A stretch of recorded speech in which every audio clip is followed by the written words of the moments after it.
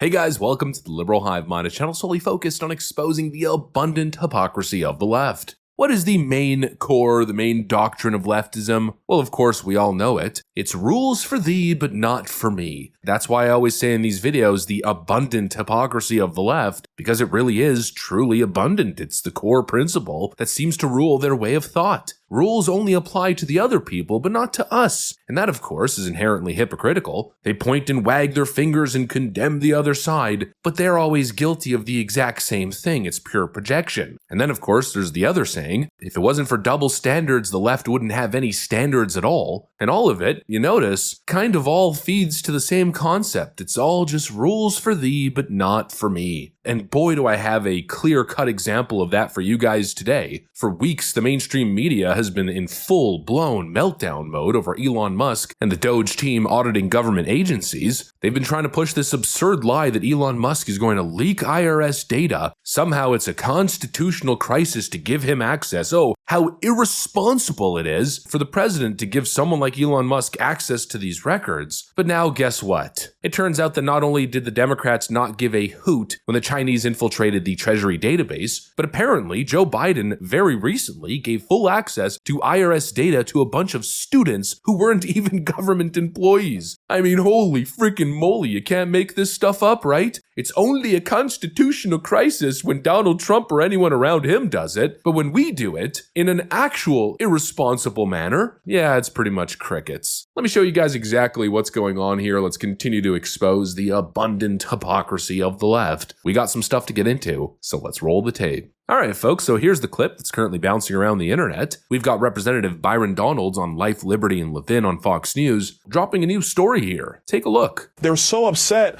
about Elon Musk and the Doge team having access to the Internal Revenue Service data and to the Treasury payment system. There's a report that came out the other day that under Joe Biden, he let 53 researchers and students, unpaid people, go in and actually have full access to the data of the American people at the IRS. Joe Biden's administration let that happen. So they have no problem with the waste and the fraud and the abuse as long as their special interest groups are being funded and their ideology is being promoted regardless of the will of the American people. Well, would you look at that? Biden gave researchers and unpaid students full access to IRS data. But of course, there was no constitutional crisis then. There was no court injunction. There was no massive outrage with Democrats screeching on air about the lack of security and privacy. Your grandmother's social security check is now in danger. Oh, the Chinese and the Russians are going to now get access to all of our data. Yeah, we didn't hear a peep back then, now did we? Because of course, they're only mad. It's only a threat to democracy. It's only a constitutional crisis when Doge does it, when Trump does it, when Elon Musk does it. It's completely pathetic, frankly. And that's the thing about these leftoids. They never, ever admit when they're wrong. They'll scream, cry, throw a tantrum about protecting taxpayer data when it's Elon Musk auditing the IRS, but when it turns out that Joe Biden already handed over private tax records to 53 unvetted researchers, suddenly it's radio silence. Not a single Biden simp NPC has anything to say because they don't actually care about the issue at hand. They only care about protecting and preserving or building the narrative. If something can be used as a weapon against Trump and Musk, they'll pretend to be the most outraged people on the planet.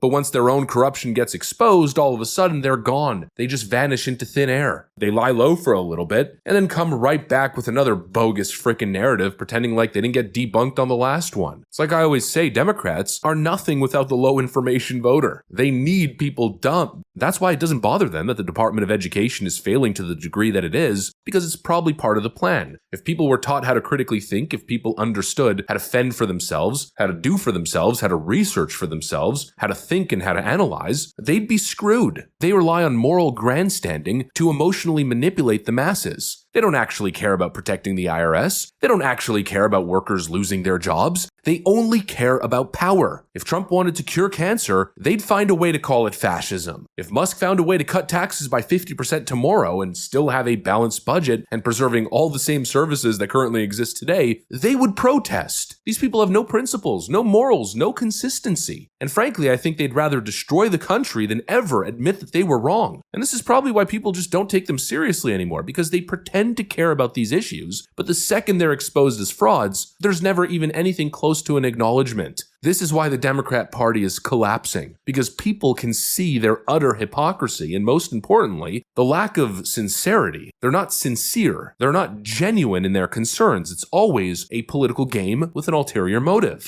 And it's not just the phony outrage relating to Elon Musk accessing federal data. It's pretty much everything, almost every issue. I mean, let's just go to the other talking point of the last couple of weeks, the big media propaganda push to generate moral outrage and concern over federal workers losing their jobs. It's been nothing but sob stories on air. Oh, these government people, they're all losing their jobs. It's the saddest thing ever. Think about the kids, the kids. But again, we remember when Joe Biden fired tens of thousands of coal and oil workers and told them to do what? Oh, well, just learn to code, get a computer science job, go get one of those green jobs that literally don't exist. A complete fairy tale. Let's just do a very quick flashback to this cringy moment with Jen Psaki. When is it that the Biden administration is going to let the thousands of fossil fuel industry workers, whether it's pipeline workers or construction workers, who are either out of work or will soon be out of work because of a Biden EO, when it is and where it is that they can go for their green job? Well, I'd certainly welcome you to present your data of all the thousands and thousands of people who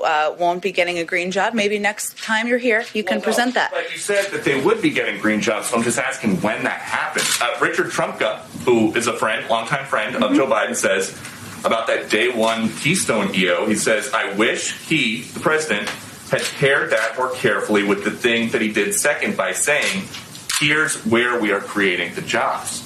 So there's partial evidence from Richard Trumka. Well, you didn't include all of his interview. Would you like to include the rest? So how about this?